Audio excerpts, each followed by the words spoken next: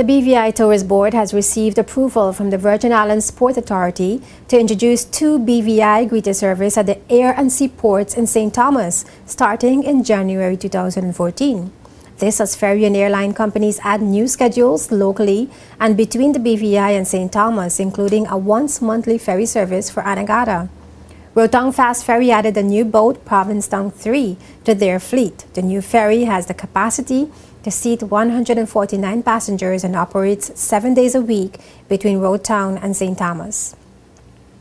The BVI Tourist Board also announced a new service by Inter-Island Ferry, providing a monthly service between Anegada and Tortola on the first Sunday of each month.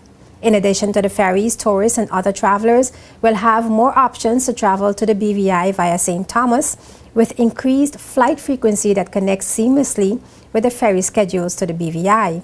According to the Tourist Board, work also continues to improve the customer service at the various ports of entry, as the BVI gets ready to introduce 2 welcome information centers in St. Thomas next month.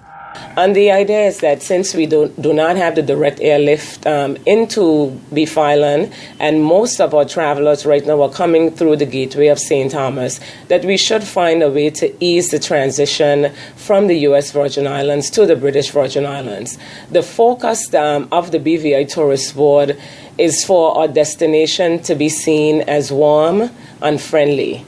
So the idea of having the visitor information booths and the greeting, a BVI greeting, once they arrive in St. Thomas would help to ease the transition to the BVI. A number of ferry companies are also making it easier for travelers to be connected to a private water taxi by arranging a transportation link for the customers. Director of Tourism Sharon Flaxmar said these improvements are the results of the commitment and partnership between the British Virgin Islands, U.S. Virgin Islands, and the BVI private sector.